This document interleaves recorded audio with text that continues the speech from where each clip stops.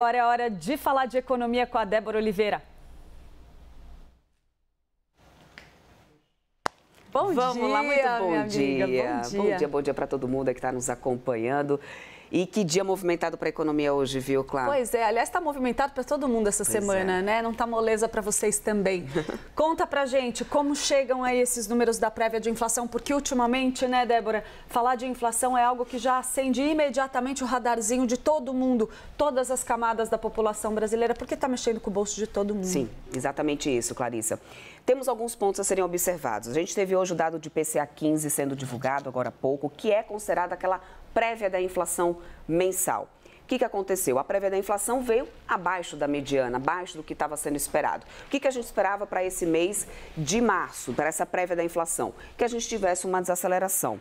A desaceleração, Clarissa, foi confirmada de fevereiro para cá. Para você ter uma ideia, a gente teve uma desaceleração, olha só, em março ficou em 0,64 e no mês passado a gente estava com essa prévia de inflação em 1,23%. Então saímos de 1,23% para 0,64%. O que o mercado estava esperando? Quais eram as projeções da pesquisa Reuters, por exemplo? De acordo com a Reuters, a gente poderia ter uma desaceleração para até 0,68, ou seja, desaceleramos mais do que era esperado. Por que essa desaceleração aconteceu? A gente teve o efeito rebote daquela questão do bônus de Itaipu, da conta de energia. E isso ajudou bastante a diminuir o preço ali no grupo de habitação. Só que aí também a gente tem aquela questão da sazonalidade, das mensalidades escolares do início do ano, que agora, em março, a gente já não sente mais. Então, isso tudo faz com que a gente realmente tenha uma percepção maior da desaceleração dos preços, principalmente no grupo também de habitação. Agora, por que eu disse que existem alguns pontos que precisam ser observados? E aí eu chamo a atenção de vocês. Porque o grupo de alimentação, gente, ele continua acelerando essa inflação. Então, no grupo de alimentação, a gente teve uma aceleração de mais de 1%. E alguns produtos, Clarissa, ficando extremamente mais caros. Olha isso. O ovo de galinha, na prévia, tá, gente? Prévia, 19,44% de alta que a gente teve nessa prévia de inflação. Além disso, tomate, 12,57%. Café que já vem pesando bastante no bolso, 8,53%. Ou seja, perceba que nos principais itens ali, realmente, alimento é o que continua pesando muito mais. Ah, Débora, mas você está falando balela, porque desacelerou, o que importa é isso. Importa que desacelerou. Desacelerou porque a gente teve outros grupos realmente puxando muito mais. Mas os alimentos ainda continuam preocupando bastante, porque continuam determinados alimentos, determinados produtos pesando muito. E isso é o que, no dia a dia, realmente, é o que pesa para o brasileiro, né, Clarissa? É você ver isso no seu bolso, é você ir no supermercado e você dizer assim, poxa, eu não vou mais poder comprar tantos ovos porque está muito caro. E nesse período de Páscoa, aumenta a demanda, porque geralmente as pessoas não comem carne, fazem uma quaresma e opta para ir para o ovo. Mas como fazer essa escolha se o ovo também está tão caro quanto? Então, é difícil. É uma situação que ainda está no radar, inclusive do Banco Central, Clarissa. A gente teve o relatório, inclusive, mais cedo, de política monetária sendo divulgado.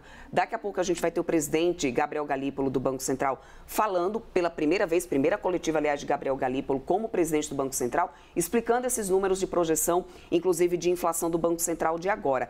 E de acordo com o documento que foi divulgado, olha só, para essa variação mensal de agora, do mês de março, eles esperam que fique 0,63% na inflação fechada do mês, portanto, sim, seguindo a tendência de desaceleração mês a mês. A expectativa é que em abril a gente tenha uma variação mensal em 0,42%, maio 0,26%, mas o que continua ainda muito longe do teto da meta, o acumulado de 12 meses. Porque a gente vem trazendo o acumulado dos anos anteriores e isso ainda está fazendo com que a inflação permaneça distante da meta ainda, Clarissa. E a gente não pode deixar de lembrar que a gente está assistindo a esse cenário, né, Débora, no meio de uma política conduzida pelo Banco Central de alta dos juros, Exatamente. Que em tese vem com muita força, com constância nos aumentos da Selic, com o objetivo de frear. Então, essa é uma inflação persistente, apesar dos freios que estão sendo impostos e tem um efeito retardatário, que não existe um efeito retardatário da política monetária. Quando a gente fala assim, mas a taxa Selic acabou de aumentar, está em 14,25%. Acontece que o efeito dessa alta de agora, a gente só vai sentir lá na frente. Então, esse efeito, essa quebra, a gente também precisa considerar. Então, lá na frente, a gente consegue ver. Pelo relatório de política monetária do Banco Central, eles já estão conseguindo prever e escalonar essa desaceleração da inflação, mas ainda leva um tempo. E o alimento ainda continua muito preocupante. Você fala assim, caramba, o ovo, né? Tem tanta coisa que vem justificando esse preço do ovo mais caro, é o milho mais caro, a safra que no final das contas acaba impactando no preço da produção realmente, exportações que aumentaram bastante, a demanda dos Estados Unidos pela importação de ovo e de frango, mas assim, dobrou, Clarice, é bastante coisa. E aí o produtor fica, né? Vou vender lá para fora, aí tem a demanda aqui interna, ou seja, tudo isso, a lei da oferta e a demanda não tem jeito. Tá caro, realmente, alimento ainda é preocupante, Clarissa.